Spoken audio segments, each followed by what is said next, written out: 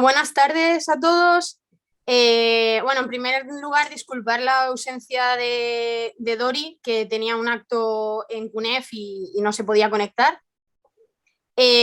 Os presento, hoy tenemos a Estrella Trincado, que es profesora titular de la Universidad Complutense de Madrid, que nos viene a presentar esta práctica sobre el dinero anarquista en el marco de la asignatura de Historia del Pensamiento Económico. Estrella lleva 25 años impartiendo docencia en Historia del Pensamiento Económico, aunque también imparte docencia en otras asignaturas relacionadas con la historia del pensamiento. Sus líneas de investigación son la economía heterodoxa y utópica, los economistas clásicos, la filosofía de la economía, entre otras. Así que, Estrella, cuando quieras. Muy bien, muchas gracias Alba y muchas gracias a Alba y a Miquel y también a Joseba por invitarme a este webinar en el que voy a intentar presentar una propuesta de didáctica de historia del pensamiento económico y dentro de ello una práctica sobre el dinero anarquista que espero tenga tiempo porque tengo algunas intuiciones que me gustaría compartir con vosotros y que tal vez podríamos comentar y debatir, ¿no? Entonces, en la historia del pensamiento económico, que frente a la historia económica, que es historia de los hechos, lo que plantea es historia de las ideas y que por lo tanto se intenta buscar que el alumno adquiera una serie de conceptos que pueda utilizar realmente para su vida y no solamente para su vida, sino para luego poder formar conceptos e ideas sobre economía. Por lo tanto, considero que es muy importante dentro de la historia del pensamiento económico replantearse la didáctica cronológica histórica que supondría que el pensamiento económico depende del contexto exclusivamente y es cronológico. Aquí, por ejemplo, que se plantea desde los preclásicos hasta Keynes, la visión cronológica donde habría una ortodoxia que sería desde lo del Antiguo Testamento, los escolásticos, el mercantilismo y posteriormente fisiocracia, clásicos y la divergencia que hay entre las escuelas históricas marginalistas y posteriormente Keynes, o sea que sería una visión cronológica donde se plantearía pues, las influencias de otras escuelas a lo largo del tiempo. Esta visión, que por ejemplo en el esquema de escuelas de pensamiento económico de Luis Perdices, que es muy útil, en el que se ve cómo se van formando a través de la ortodoxia distintas escuelas a lo largo del tiempo, lógicamente para los estudiantes es algo muy complicado de entender porque hay muchas escuelas al mismo tiempo y genera ciertos problemas, que es lo que voy a intentar plantear. Estos mismos problemas en realidad se podrían plantear para la historia económica si queremos que la historia económica lo que haga es generar aprendizajes significativos para los alumnos para la actualidad y por lo tanto creo que realmente sería de igual aplicación. La didáctica cronológica, que depende del contexto, efectivamente lo que plantea es un relativismo histórico, es decir, que los autores y las escuelas dependerían del momento histórico, igual la escolástica es por el hecho de la Iglesia y de la doctrina de la Iglesia, el mercantilismo cuando van surgiendo los estados-nación, es relativo todo al ambiente y por lo tanto es difícil de aplicar a otros contextos. En este sentido se revaloriza la personalidad, la vida de los autores, se plantean a lo mejor una serie de anécdotas de los autores que hacen pensar que la teoría realmente es subjetiva y que depende del autor, que no se puede aplicar a la actualidad. Entonces es, como digo, difícil de aplicar a otros contextos, periodos históricos, extraer teorías y conceptos de ello, y el aprendizaje es más bien memorístico de tipo crónica y no crítico, más bien descriptivo. Y de hecho se solapan y se repiten ideas, cosa que es negativo porque al final pues, en los clásicos, lógicamente Adam Smith, David Ricardo, John Stuart Mill, todos tienen ideas semejantes y al final acabamos solapando ideas. Una alternativa sería eliminar el enfoque historicista, ¿no? Que es más bien enciclopédico, en plan crónica, y plantearlo como itinerarios temáticos, como temáticas. pero mi intuición es que realmente la cronología es necesaria porque permite ver cómo emergen las ideas y cómo hay una visión genética de las instituciones, de hecho, y de los distintos autores, y por lo tanto realmente es necesaria una visión genética. Y el planteamiento que haría sería didáctica dinámica temática cronológica, que esto lo planteo en una asignatura de Historia del Pensamiento Económico, ortodoxos y heterodoxos, que es una asignatura de máster, pero valdría igual para el grado, en el que en un primer momento se plantea como el comienzo desde una ubicuidad en el que se contrastan todas las teorías, todas las distintas teorías que hay en la historia del pensamiento económico por ejemplo, aquí veis, pues se plantea en primer lugar esa economía ortodoxa que se plantea de una manera muy simple en base pues, a simplemente las curvas de oferta y demanda, pero las distintas hipótesis que tiene la economía ortodoxa y que permite contrastar con las heterodoxias o con distintas economías. Entonces esto se ve en un momento, todo ello de una vez, desde lo ubicuo y a través del contraste. Por ejemplo, la economía ortodoxa es finalista, es racionalista, se intenta extraer que los alumnos extraigan estas hipótesis que son en base de la economía ortodoxa y posteriormente se plantea la crítica en distintas teorías. Eso en el ámbito del individuo y en el ámbito social. Sería como plantear todo a través de la ubicuidad en un principio y no cronológico, ¿no? La primera, por ejemplo, es algo que les choca bastante. Por ejemplo, el finalismo, el hecho de que la economía ortodoxa considera que el hombre busca una finalidad en sus acciones. Y eso se critica a través de la utopía lúdica y de la mediación estética, la Escuela de Frankfurt, que planteaba que realmente no necesariamente buscamos finalidad en nuestras acciones, sino que pues a través del juego y del arte, que también es la manera de romper, de conseguir la libertad, el juego libre de las facultades, pues plantean esa visión no finalista, ¿no?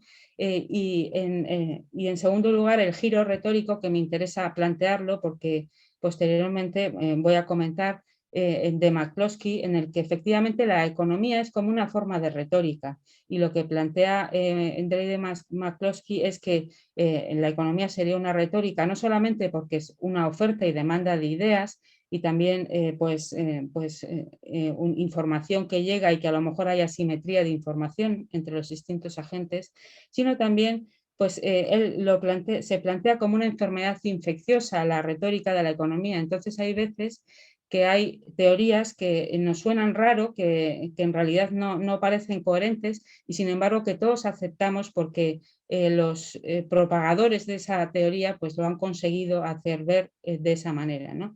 Entonces eso me interesa para que veamos cómo se plantea entonces en primer lugar, una primera intuición que saco de esto es que a pesar de que hay una complejidad, no significa que haya relativismo en las teorías, ¿no? Aquí pongo este ejemplo de Gestalt, del pato conejo. Entonces, esto se lo pongo a alumnos del máster de formación de profesorado de economía y empresa, en el que intentamos ver pues, cuál es la mejor forma de llegar a los alumnos, ¿no?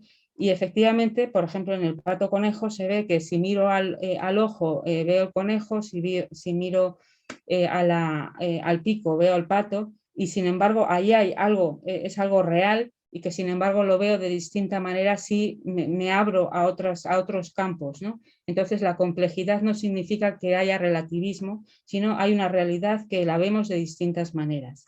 Y otro de los puntos del contraste que hemos estado viendo, la importancia del contraste, ¿no? Aquí os pongo el ejemplo de las luces vistas desde satélite, cómo se puede ver el desarrollo de los países simplemente con una imagen, y el contraste es muy importante para la didáctica y para que los estudiantes pues, sean capaces de ver claramente cuál es la diferencia entre las teorías. Entonces, para esto, para unir en cualquier caso cronología, que es importante, y temática, lo que planteo en esta asignatura en particular sería, por una parte, la visión cronológica y, por otra parte, en la visión temática, que en este caso pues, me interesaba esta serie de debates. En el caso de la escolástica, la crítica al homo economicus; en el caso del mercantilismo, la crítica al comercio libre; en el caso de los fisiocracia clásicos, la transformación de las instituciones y hasta qué punto son importantes las instituciones y si es posible transformarlas desde arriba, que es el tema que os voy a intentar presentar con el dinero anarquista, que en el fondo lo que planteaban era intentar cambiar las instituciones desde arriba, la institución del dinero. En el caso del debate de Marx es la historia como fuente de sentido; en el caso de los anarquistas también y escuelas históricas y Marx, la escisión capital-trabajo y por último la libertad, que es Keynes, marginalistas y austríacos. Y bueno, estos son los temas que la idea sería en cada uno de los debates ir viendo por una parte un esquema de todas las escuelas que han tratado ese debate y por otra parte la cronología al mismo tiempo, porque los alumnos necesitan entender esa cronología y cómo emergen las ideas.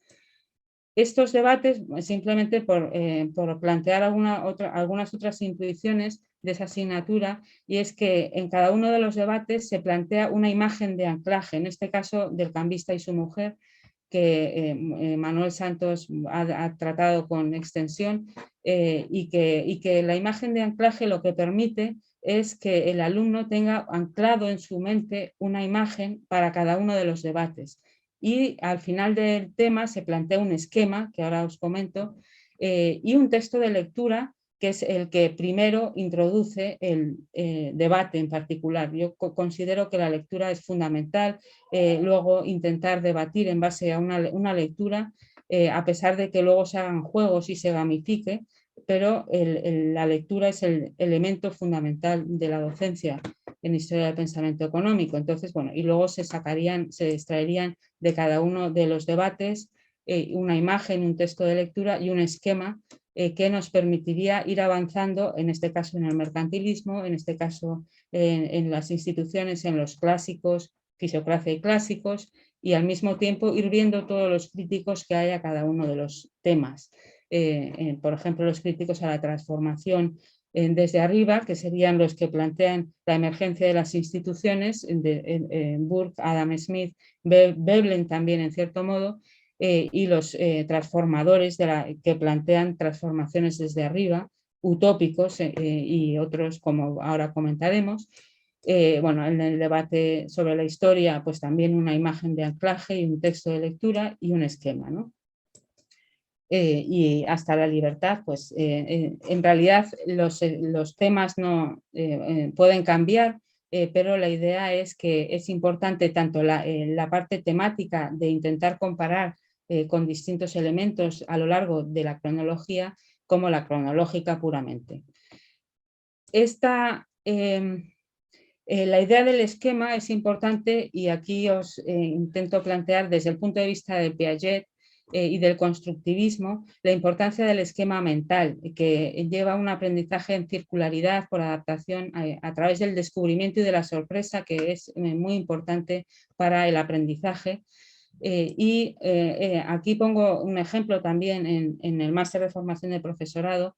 Les pongo este ejemplo en el que tienen que observar durante medio minuto un conjunto de correspondencias que en principio parecen muy difíciles de aprender, ¿no? Entonces aquí, por ejemplo, estas correspondencias del 1, 2, 3, 4, 5, si queréis podéis intentar memorizarlas. Entonces la idea es que hasta qué punto se pueden memorizar algo que parece muy difícil y una vez que bueno, pasa medio minuto, les pido que escriban este número de teléfono en forma de esas correspondencias. No sé si habéis podido hacerlo, si podéis hacerlo, pero normalmente a veces hay una persona en todo el grupo que me lo puede hacer, pero es muy difícil que lo puedan hacer y normalmente suele ser porque ya saben el resultado, ¿no? Entonces es este teléfono que en principio en base a estas correspondencias pues sería esta correspondencia. Esto que parece muy difícil, sin embargo, si vemos el esquema, que efectivamente sería este esquema, donde inmediatamente estos teléfonos, cualquier número va a poder hacerse con esta correspondencia, porque se ve que hay algo que ancla al esquema, ¿no? Entonces, en este caso, pues ya toda la vida iba a poder estar esta persona con este lenguaje de signos, estar utilizándolo, ¿no? La idea del esquema es fundamental en la historia del pensamiento económico y en historia económica, por supuesto, pero en historia del pensamiento económico especialmente, ¿no? Entonces, para ver uno de los textos que he planteado, que sería del tema 3, la transformación de las instituciones, es un texto de El dinero anarquista de Luis María Linde, que es una joya, que está en Procesos de Mercado, Revistas Europea de Economía Política. Fue Fernando Méndez el que me señaló la existencia de este texto, pero que utilizo desde entonces para intentar ver cómo surge el dinero y cómo en el caso del periodo anarquista se intentó crear dinero desde arriba por parte de los comités, de los distintos consejos colectivos, colectivistas. El texto está aquí si lo queréis ver, pero bueno, está en la revista en Procesos de Mercado.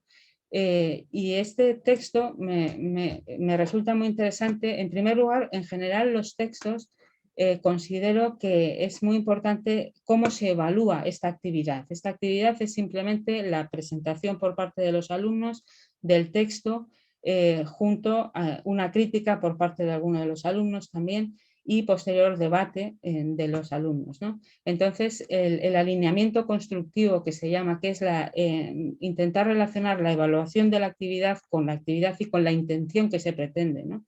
Vamos a ver cuál es la intención, pero también la evaluación es importante. Entonces, en este caso, no solamente es la evaluación del profesor, que sería lo que se llama heteroevaluación, el aprendizaje situado, que sería desde arriba hacia el estudiante, sino también el aprendizaje recíproco, la coevaluación entre los distintos estudiantes, que al final acaban extrayendo de la propia actividad ellos mismos ideas. Es muy importante que la coevaluación no se evalúe por parte del profesor. Es algo que creo que se equivoca gente que intenta hacer coevaluación y que luego al final el profesor es el que evalúa esa coevaluación. La coevaluación presupone que hay un aprendizaje constructivo, social, entre los estudiantes y que no es necesario una evaluación del profesor. Y por último, la autoevaluación, que es muy importante en esta actividad y en todas, pero el hecho de que el alumno sepa cuáles son sus conocimientos previos y autoevalúe qué está aprendiendo, ¿no? Entonces, eso en general siempre es importante la autoevaluación. Os pongo para soft skills, en realidad no sería necesaria porque puede hacerse un aprendizaje jerárquico colectivo, como sucede con el deporte, por ejemplo, es la jerarquía al grupo, y por ejemplo también para la evaluación de pues las capacidades de trabajo en grupo, por ejemplo, cosas así, pues sí puede ser, pero en general en aprendizajes teóricos es necesaria una autoevaluación y por tanto aprendizaje autorregulado, ¿no? El objetivo que os decía, la intención de este texto, en realidad del dinero anarquista, es ver un conflicto cognitivo. El conflicto cognitivo es también muy importante para plantear temas en la docencia. Considero que hay que intentar siempre plantear conflictos cognitivos y lo que es la discrepancia entre los conocimientos previos de los alumnos y los conocimientos que estás adquiriendo, que generan una sorpresa, un desequilibrio cognitivo, ¿no? Plantea Piaget. Entonces, este texto, una sorpresa que además luego puede, en ciclos evolutivos, llevar a un aprendizaje mayor, ¿no? Este texto del dinero anarquista plantea un conflicto cognitivo y es que los anarquistas pretendían eliminar el dinero porque consideraban que era bueno, capitalista, que generaba explotación y crear un dinero desde arriba, pero en primer lugar el dinero acaba resurgiendo en distintas formas, ¿no? Otro segundo conflicto es que se acaban estableciendo comités coercitivos contradiciendo los principios anarquistas, es decir, el principio anarquista que sería no gobierno, no coacción, y sin embargo al final, durante este periodo de la guerra civil, realmente se acaba creando colectivos muy coercitivos, ¿no? Y por último, el dinero anarquista reúne y contradice ideas, conocimientos previos que hemos hecho en esta asignatura de la escuela monetaria, de la escuela bancaria, del free banking, y por lo tanto es interesante en ese sentido, ¿no? Bueno, según Vygotsky, también lo planteé un poco para la parte didáctica, por una parte estaría el conflicto cognitivo, tendría que tener por dos niveles, que sería por una parte el conocimiento previo, que es el que ha llegado el alumno a través del mediador, que es el profesor, y por otra parte el evolutivo proximal, la zona de desarrollo próximo, que es que independientemente a través del proceso del propio alumno, pues lleva a un desarrollo mayor. Y para eso, por tanto, tenemos que ver cuáles son los conocimientos previos sobre el dinero que hay en esta asignatura, previos a ver este texto. Y efectivamente hay muchos conocimientos sobre el dinero. No voy a plantearlos ahora, pero bueno, desde la teoría escolástica, en realidad la relación entre cantidad de dinero y precios, y cómo eso afecta también a través del mecanismo de flujo de especies a la competitividad. En la teoría mercantilista, también cómo el dinero puede no ser activo y por lo tanto ser productivo, estar acumulado a través de la velocidad de circulación del dinero y la ley de Gresham. Fisiocracia, que también es flujo y stock, en el fondo también es no activo frente a activo y utilizado para transacciones. Y también hemos visto la teoría monetaria clásica, el debate del bullón, que plantearía convertibilidad y antibullonistas no convertibilidad, y posibilidad de que el dinero sea no solamente el oro y la plata, sino también las letras reales y otras cosas, y además la inflación por causas monetarias o reales, y el debate sobre el Banco de Inglaterra, que también implica, en cierto modo, igual que todo lo anterior, el dinero como instrumento, en el caso de la escuela bancaria como instrumento de crédito, y en el caso de la escuela monetaria como mercancía, ¿no? Que es uno de los temas que tratamos en esta asignatura. Entonces, estos conocimientos nos llevan al texto en particular del dinero anarquista, que es de Luis María Linde de Castro, que además les interesa el hecho de que fue gobernador del Banco de España. En cierto modo, el autor también es interesante para cuál es el texto que escogemos, y que plantea que durante este periodo de la guerra civil, en realidad ya antes, aquí os pongo la cronología, pero antes de la guerra civil ya había surgido el dinero anarquista y había habido la insurrección de 1933 que llevó a la abolición del dinero, al suceso de Casas Viejas, y ya en el periodo, es decir, que ya estaban entrenados, dice Linde, ¿no? Para un dinero anarquista que se introdujo en el periodo de la guerra civil, en mayo del 36, con la carta del productor, donde se hacía un valor trabajo de los bonos que se empezaron a emitir, y la evolución del dinero en verano de 1936, que al final tuvo que eliminarse en 1937 por el caos monetario que se había creado, ¿no?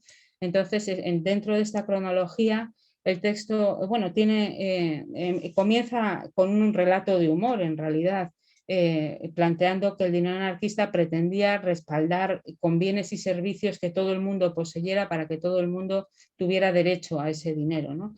Entonces pone el caso de un agente secreto inglés que se llama Charles Ring, que llega a España precisamente por la novela número 13 de Wenceslao Fernández Flórez, y que, bueno, que está buscando un caballo que se había quedado solitario porque había muerto un anarquista, ¿no? Y entonces, bueno, empieza con eso, que es interesante empezar también con algo de humor, ¿no? Y estos dineros que se han creado por parte de un alcalde que obliga al nudismo integral obligatorio, un poco con la idea anarquista de que el cuerpo es de todos y que todo el mundo tiene derecho a verlo, ¿no? Igualmente con otro que es un criador de cerdos que aprovecha los cadáveres de los fusilados, que parece que es un hecho real, el otro parece que no, y un bono en el que prometía 6 porvos con la Lola, ¿no? Que, bueno, como dice Linde, en realidad pues esto no sería dinero porque no hay la cancelación del pasivo no corresponde al emisor, ¿no? Pero son estos pequeñas anécdotas que nos llevan a los dineros que se crearon durante ese periodo. En ese periodo, según el texto, plantea que habría como 2 escuelas anarquistas durante el periodo de la Guerra Civil, que sería por una parte los comunistas y los colectivistas. Los comunistas lo que pretendían era a cada uno según sus necesidades, un poco el principio de Kropotkin y de posteriormente el marxismo, y por lo tanto consideraban que no podía existir dinero porque si no, bueno, tenía que establecerse desde arriba a través de la cartilla de racionamiento, como veremos, ¿no? Y por lo tanto la abolición del dinero era fundamental. Y sin embargo los anarquistas colectivistas planteaban el principio de Bakunin, en el que sería por trabajo aportado, y por tanto es importante que si trabajo mucho, pues me den una retribución mayor. Y en ese caso, pues lo que pensaban era que había que abolir la propiedad privada, hacer una propiedad colectiva, pero el dinero no necesariamente tenía que desaparecer, o por lo menos ya sería en el largo plazo. Entonces, estas 2 escuelas se ven correspondidas por las ideas de Proudhon, que plantea el texto también, que durante el periodo del siglo XIX tuvo mucha importancia, entre otras cosas sus ideas por Marx, que critica la filosofía de la miseria con miseria de la filosofía, y que plantea pues 3 ideas básicas, las teorías de Proudhon, que sería por una parte el valor trabajo, el hecho de que las mercancías deben de estar valoradas en función del trabajo, algo basado en los clásicos, pero que sin embargo lo plantea de una manera pues que con el debe, es decir, el valor debe de ser el del trabajo, y de esa manera no habría intereses, no habría explotación, etcétera, ¿no? Uno de los segundos principios es el mutualismo, el contractualismo, que intentaba decir, bueno, la propiedad es un robo, tenemos que tener posesión de los bienes, pero no propiedad, y entonces a través de los contratos mutuos federales, porque no serían individuales, se podría conseguir que el todo y permitiera la libertad de cada uno de los individuos, ¿no? Y por último, el dinero libre, esta idea del dinero libre, que en realidad no es el free banking, como veremos ahora, pero en principio es el dinero que plantea como una creación de la autoridad, representa la opresión de la burguesía y el capitalismo, y por lo tanto debemos de crear la mayor cantidad de dinero posible, basada en una contrapartida de activos reales, muebles e inmuebles. Os pongo aquí los billetes vendrían correspondidos incluso pues, por sillas, mesas, ¿no? Que hubiera en un almacén, que de hecho es lo que hacían, ¿no? En el almacén del colectivo. Y por tanto, bueno, que no hubiera límite de emisión de dinero. La oferta monetaria incluiría también los préstamos concedidos, el valor de los activos, y eso llevaría, según Proudhon, a que se redujera el tipo de interés y desapareciera incluso. Esto es algo que, por ejemplo, Leland Stanford propuso durante el siglo XIX también, de la Universidad de Stanford, ¿no? Que emitir billetes en base a garantías de hipotecas de la tierra, ¿no? El conflicto que les genera a los estudiantes es que este tipo de dinero choca tanto con la escuela monetaria como con la escuela bancaria y como el free banking, porque la escuela monetaria planteaba emisión monetaria con respaldo metálico del 100%, y sin embargo el dinero anarquista pues es dinero barato, abundantísimo, es como un instrumento de crédito frente a lo que dicen los de la escuela monetaria. En la escuela bancaria, que defienden la reserva fraccionaria y la conveniencia de que se suministre dinero para favorecer la actividad, Sin embargo, en el caso del dinero anarquista, pues realmente no puede haber moneda fraccionaria y desaparecen los depósitos y al no haber ahorro tampoco habrá inversión, por lo tanto es también contrario. Y frente al free banking que defiende la libertad de emisión de billetes, siempre basado en la convertibilidad, en principio en esta época, y una manera de evitar la inflación, porque así hay competencia entre las monedas. Sin embargo, el dinero anarquista no son los bancos los que emiten, sino los consejos políticos que decide, además, de una manera bastante autoritaria, ¿no?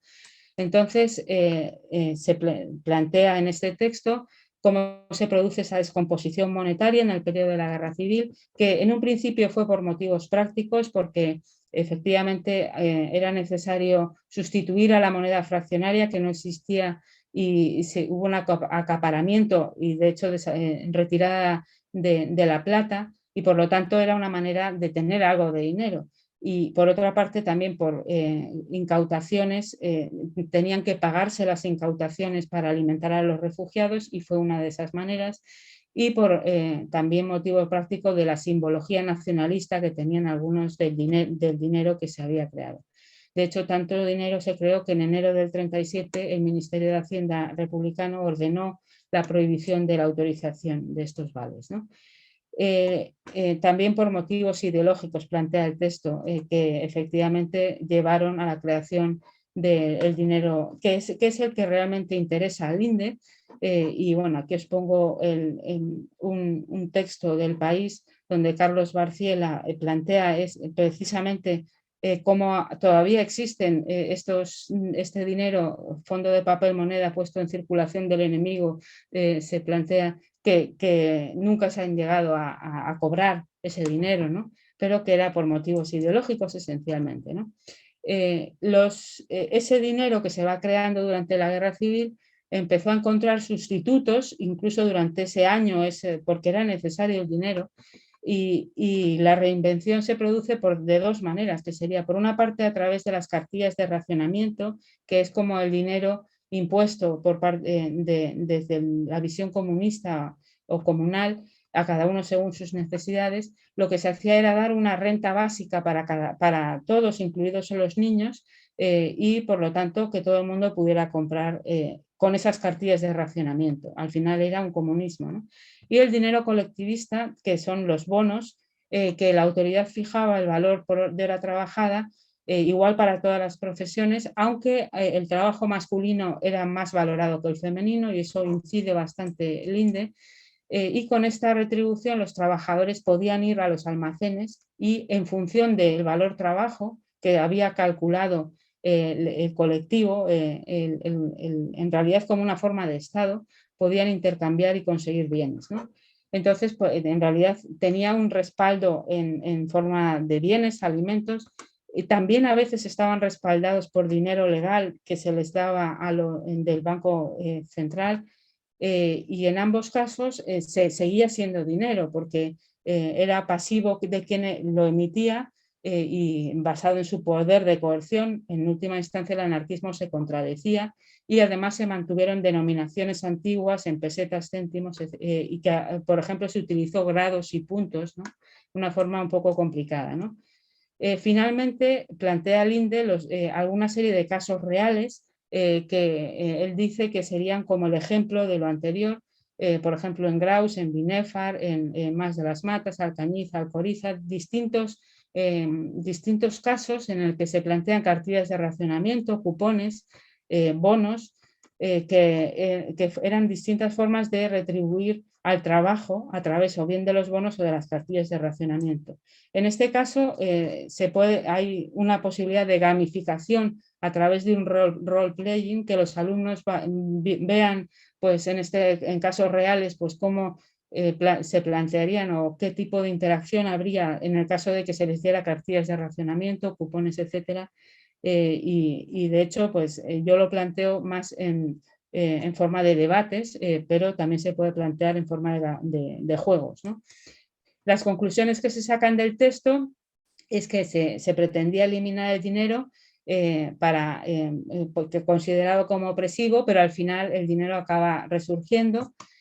con las autoridades anarquistas, los consejos municipales emitían esos bonos que decidían cuánto valor trabajo tenían, y además un problema que había importante, y es que nunca se intentaron unificar entre distintos pueblos. Realmente no había posibilidad de intercambio entre distintos pueblos y al final generaba pues pueblos totalmente cerrados en sí mismos, ¿no? El dinero anarquista, otra conclusión, siguió dependiendo de la capacidad de coerción del que lo emitía y por lo tanto no era tan anarquista, y algunos servicios estaban restringidos a individualistas. Esto no lo he comentado, lo comenta Linde, pero sí diferenciaban entre los que habían aceptado el colectivo y los que eran individualistas, entonces tenían impuestos y no podían tener algunos servicios que el colectivo tenía, ¿no? Por lo tanto, el dinero renace, ¿no? Incluso como no dinero, ¿no? Bueno, la bibliografía, aquí os planteo una bibliografía, pero habría en realidad sobre este tema una bibliografía inmensa. Bueno, muchas gracias, y cualquier pregunta que me queráis hacer o comentarios sobre cómo se plantea la actividad. Muchas gracias. Muchas gracias, Estrella. No sé si tenéis alguna pregunta, podéis levantar la mano con lo del Zoom o hablar directamente, o si alguien tiene problemas con el micrófono y lo quiere escribir por el chat. Veo que Mar, sí, ¿no? Sí. Buenas tardes a todos, gracias Estrella. Yo soy recién llegada a la historia del pensamiento, llevo creo que con 3 años haciendo historia del pensamiento, la sudo, pero la disfruto, es una asignatura muy bonita.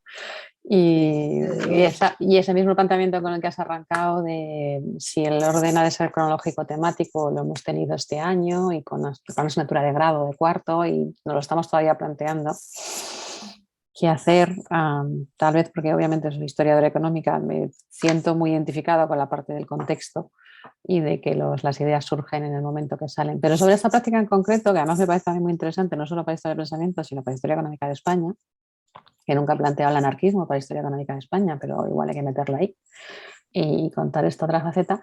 Me interesaría que insistieras un poco más sobre lo que has repasado sobre la evaluación y la ecoevaluación y en realidad cómo haces esto en el aula. Es decir, ellos entiendo que se leen el texto, yo entiendo que les entregas, no sé si una parte del esquema o no, ellos ya vienen me han dicho que son alumnos de las másteres, vienen más formados, pero esto al final, ¿cómo consigues evaluarlo? ¿Cómo se evalúan ellos primero? O sea, ¿cómo es la autoevaluación? ¿Qué les preguntas? O sea, ¿qué sabes sobre el dinero? Y luego, ¿cómo es la coevaluación? Me interesa un montón eso, porque yo alguna vez lo he intentado y soy de los que fracasa y acabo evaluando yo después de que ellos han evaluado. Sí. Y gracias en cualquier caso por la presentación. Ya te machacaré con preguntas después fuera de cámara. Muchas gracias, Mar. Sí, es un tema muy importante y yo considero que crucial, porque efectivamente siempre solamente enfatizamos con cómo se evalúa desde el profesor, y sin embargo yo creo que la coevaluación es muy importante, pero como tú no sé si lo has oído, pero en realidad considero que la coevaluación no debe de ser evaluada por el profesor, ¿no? Es decir, que el profesor no puede evaluar una coevaluación, porque al final lo que hace es que intenta el alumno acercarse a lo que él piensa que el profesor quiere, ¿no? Y de hecho pues elimina en cierto modo la idea de coevaluación. La coevaluación en principio es con la esperanza de que entre ellos se estén evaluando. Esa es una primera idea en el debate, una coevaluación. Pero, por ejemplo, en este caso no lo planteo así, pero sí hago una coevaluación en una presentación que hacen sobre un primer día de clase, en el que ellos tienen que anónimamente evaluar a su compañero y poner pues unos ítems que les planteo evalúan al compañero y luego se les da, yo recojo todas las coevaluaciones y sin mirarlas se la doy a la persona que ha expuesto. Entonces esa persona recibe por parte de sus compañeros una evaluación que yo no he visto, que es anónima y que de esa manera le permite pues mejorar en esa exposición, ¿no? en un caso de una exposición en la que efectivamente tienen pues, que hacerlo lo mejor posible, porque además, bueno, este es un máster de formación de profesorado, ¿no? Entonces, el anonimato permite que se coevalúen sin necesidad de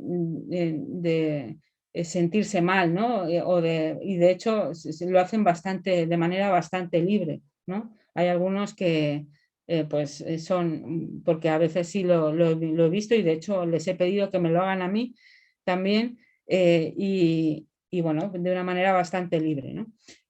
Por lo tanto, bueno, esa idea de la coevaluación considero que es muy importante. Y la autoevaluación sería, en un primer lugar, ellos tienen que evaluar sus conocimientos previos, ¿no? Para saber hacia dónde van y saber, bueno, un poco, al final también el esquema, en el fondo, es una autoevaluación. Es decir, sería al principio el conocimiento previo, que es importante para, bueno, en esta idea de Vygotsky, que plantea que es a través del conocimiento previo, el conflicto cognitivo, cómo se va planteando, ¿no?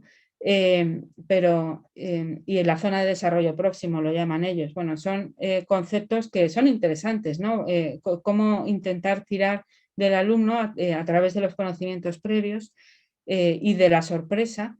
Y bueno, en la autoevaluación se plantearía entonces al principio y al final con el esquema que se puede o bien que ellos hagan el esquema por sí mismos o bien plantear un esquema al final y que en muchas ocasiones lo que hago es esquemas que los alumnos tienen que sacar, ¿no? El esquema. Pero bueno, también simplemente un esquema que permita tener mentalmente algo, pues es interesante, ¿no? Entonces, bueno, ambas creo que son muy importantes y que luego la evaluación del profesor es añadido a todo ello. Gracias. Si hay alguien más que tenga alguna pregunta, que quiera aportar alguna cosa.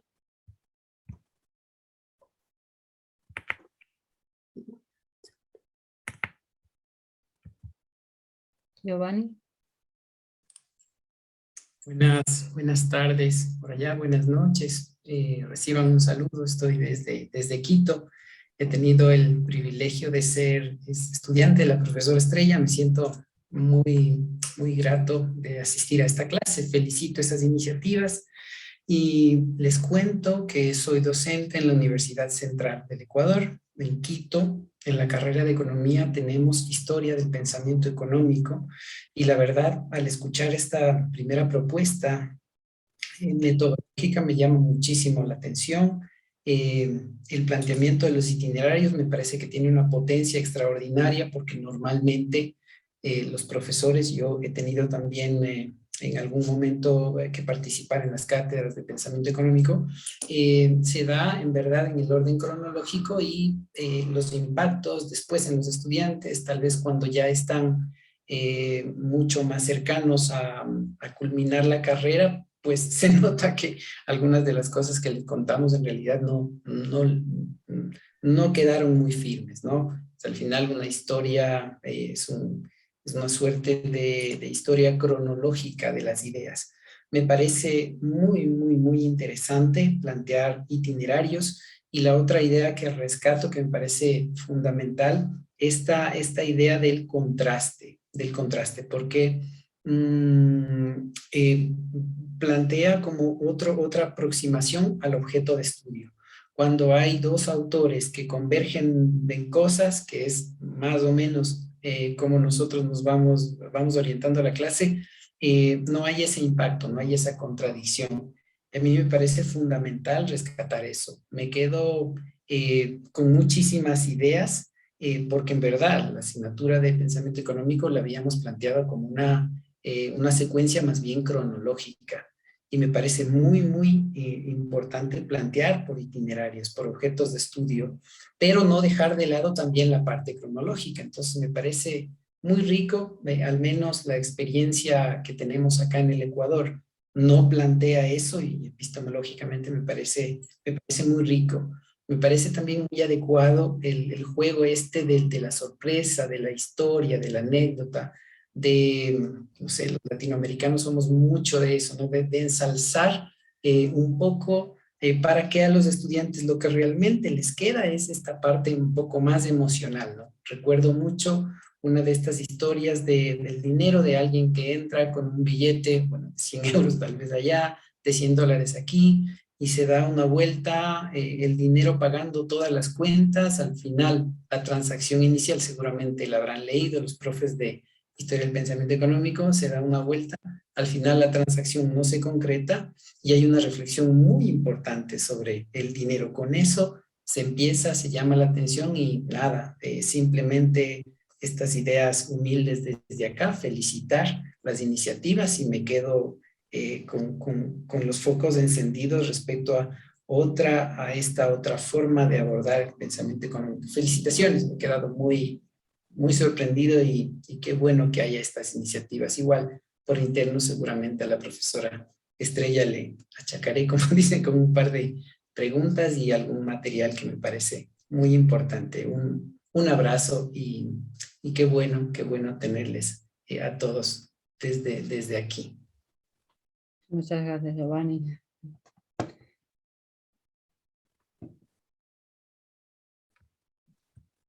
Sí, Miguel. Sí, mi pregunta o comentario también va en relación a los mecanismos de autoevaluación y coevaluación. ¿Cómo se plasman materialmente? Es decir, ¿el proceso se canaliza a través de un campus virtual? ¿Siempre va a través de papel? Yo creo que esta es una pregunta importante, desde mi punto de vista es una pregunta importante, porque yo estoy obsesionado en ese sentido, más que en la evaluación, en el aprendizaje interpares, ¿no? Es decir, no es lo mismo que se trabaje en papel que se trabaje en el campus virtual, porque trabajando en el campus virtual puedes utilizar herramientas que te permitan que todo el mundo lea todo. Ya sabemos que no todo el mundo lee todo, pero en cualquier grupo la gente conoce quiénes son los buenos, quiénes son la gente que trabaja bien y por curiosidad acaban leyéndolo más allá del simple acto de evaluar. Esa es mi pregunta. ¿Cómo lo canalizas esto? ¿Simplemente en papel, en el campus virtual? ¿Cómo lo llevas? Bueno, en el campus virtual cuelgo todos los textos, de manera que todos pueden leer y tienen que leer el texto antes de poder de exponer uno de ellos, que normalmente suele haber una persona que expone y otra persona que critica o varias personas se critican, ¿no? Y entonces de esa manera ya hay una coevaluación a través de la crítica o bien del texto o bien de la persona que está exponiendo, ¿no? Y por lo tanto a través del campus virtual sería la manera un poco de difundir el texto, ¿no? En este caso. Y en el campus virtual también, por ejemplo, lo que hago es foros, ¿no? Entonces los foros, pues en cierto modo también es una manera de coevaluación en el que se intenta plantear un tema o por mi parte o ellos mismos lo plantean y luego pues algunos de ellos, esto se supone que el hecho simplemente de participar pues ya es algo que va a la evaluación final o que se considera como participación activa. Y bueno, pero en todo caso en la propia clase hay mucha participación, con lo cual eso también en ambos casos, ¿no? Pero en última instancia, bueno, el caso de la autoevaluación sí que lo hago preguntando qué hemos visto anteriormente, cuáles son los conocimientos previos. De hecho, pues desde el principio, el primer día, les hago un examen de conocimientos previos para ver qué es lo que saben antes, porque muchos de ellos pues llegan con muchos conocimientos, otros menos y otros nada, ¿no? No, es un examen que les hago el primer día para ver pues, qué conocimientos tienen. Y es más bien para mí, para luego pues, saber además qué les interesa, cuáles son sus preferencias y de esa manera intentar hacer un poco aplicada, ¿no? A sus preferencias, adaptada a sus preferencias, ¿no? Pero en última instancia, lo último sería, yo creo que no hay que intentar ser controlador de lo que están aprendiendo, o sea, que realmente la idea de coevaluación es que en el debate y en los grupos, también se planteó pues, dinámicas de grupo en algunos casos, ¿no? A través de esas dinámicas y la elección también de los grupos de una manera un poco intentando elegir pues, que no sean todos iguales, ¿no? En el grupo, que no vaya a haber muchos free riders, ¿no? Dentro del grupo. Pues ya de por sí surge la coevaluación, es decir, que no puedes controlar esa coevaluación, que realmente es algo social que surge de por sí en el grupo, ¿no? Y que no se puede controlar tanto desde arriba, ¿no? Es simplemente a través del debate de los grupos y de las críticas a las exposiciones, pues ya de por sí surge, ¿no? Yo creo que queremos ser demasiado controladores, demasiado evaluadores de la coevaluación. La coevaluación es algo espontáneo que se construye, que solo plantea constructivismo, ¿no? Cómo construimos el conocimiento a través de la interacción social, ¿no? Y por lo tanto que no es necesaria controlarla tanto.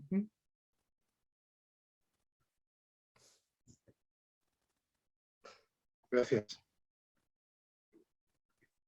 Gracias.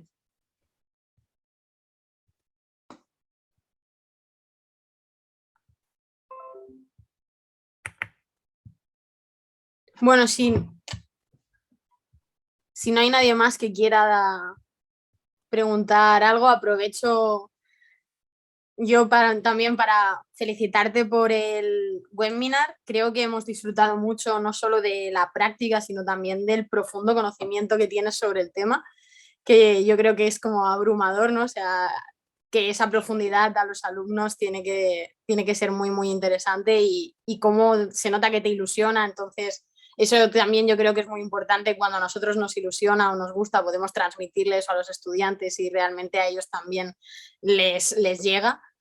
Y lo que me ha interesado muchísimo es esto que también comentaba Giovanni, creo, de mezclar la cronología como con un tema concreto, ¿no? Y es algo que yo me había planteado alguna vez para Historia Económica de España, por ejemplo, de coger, yo qué sé, eso, dinero, inflación y hablar solo de eso, pero cronológicamente, ¿no? De forma que les quede como toda la evolución a lo largo del tiempo, mercado de trabajo, ¿no? Y coger 2 siglos y hacer toda la evolución. Y es verdad que puedes perder cosas, pero que creo que sería como otra forma de abordarlo y de llegar hasta la actualidad, ¿no? Y ver como si hay una path dependence o... Quiero decir que esto que planteas para la historia del pensamiento económico creo que también sería muy útil pensar si lo podemos aplicar cuando damos historia económica de España, por ejemplo. Si sería otra forma de darla que quizás fuera más útil a los estudiantes. No lo sé, pero que creo que es muy, muy interesante lo que has planteado. Muchísimas gracias. Muchas gracias a ti. Y sí, efectivamente, vamos, creo que en Historia Económica se puede plantear igual, pero intentando la cronología y la temática juntarlas, ¿no? Porque al final necesitan esa relación cronológica, ¿no? Pero vamos, sí, considero que Historia Económica de España y mundial puede ser aplicable, ¿no? Perfectamente. Miquel, o sea, creo que tiene una pregunta. Miguel. Sí, me quería autocensurar y no hacer la pregunta, pero no puedo dejar de hacer un comentario que trasciende un poco tu presentación de hoy. Y perdona si es un asalto a mano armada, ¿no? ¿Tú qué opinión tienes sobre el lugar que ocupa la historia del pensamiento económico en los planes de estudio de economía?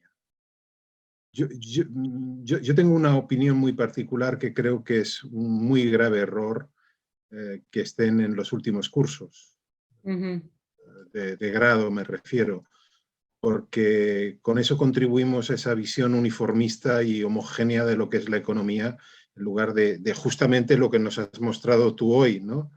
Esa visión de la economía como una disciplina, como una ciencia heterogénea, con multitud de puntos de vista sobre el mismo tema, ¿no?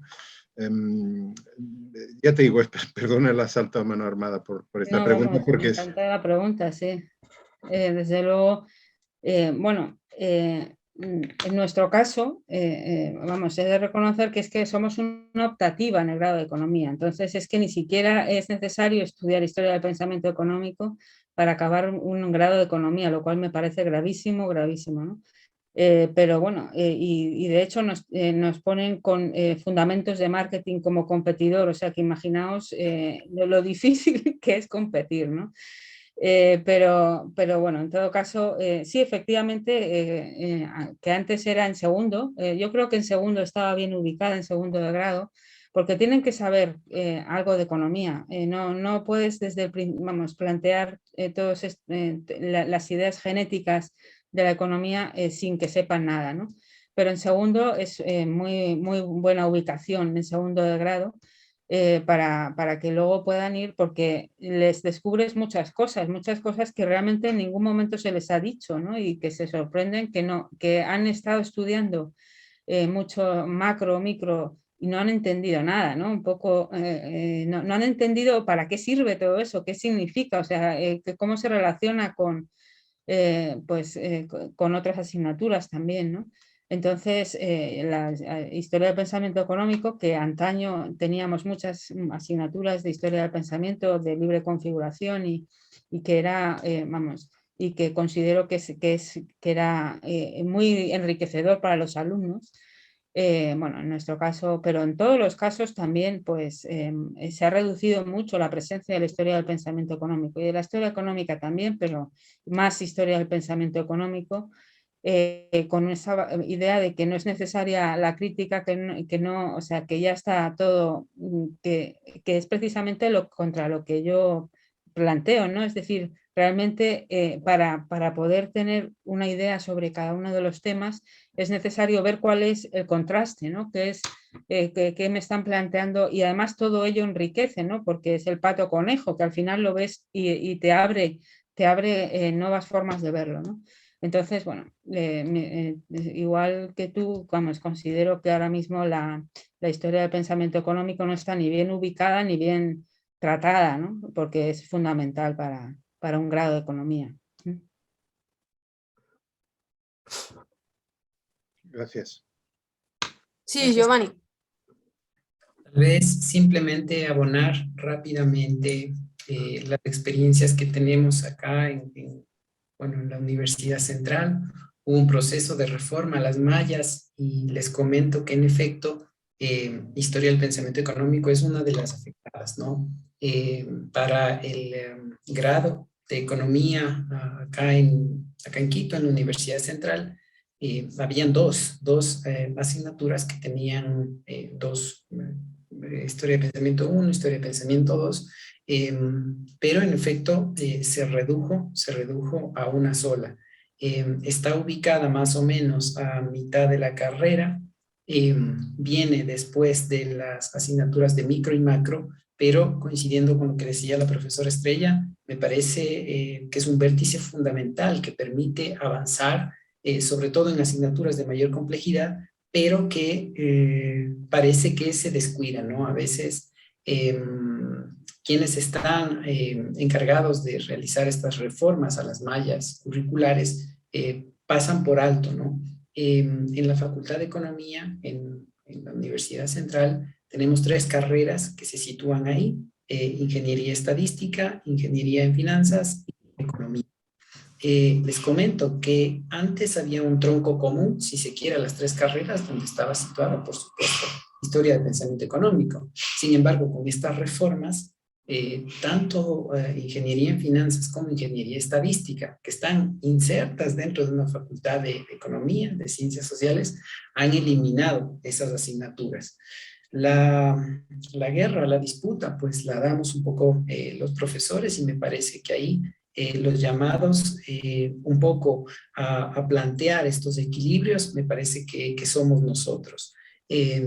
Claro, en España me imagino que tendrán otro tipo de metodologías para ir actualizando las mallas, pero por lo menos aquí lo que hemos hecho es intentar organizarnos los profesores, que más o menos, digamos, tenemos estas inquietudes, y plantear, digamos, estas discusiones a nuestras autoridades, porque me parece que a veces nos olvidamos lo importante que es la historia del pensamiento económico, historia de la economía ecuatoriana, por ejemplo, por acá, una asignatura que quedaba como un rezago de una larga tradición de la Facultad de Economía era crítica de la economía política, que era básicamente el estudio, si se quiere, o el intento de estudio del Capital de Marx, y todas estas asignaturas han sido borradas de un plumazo.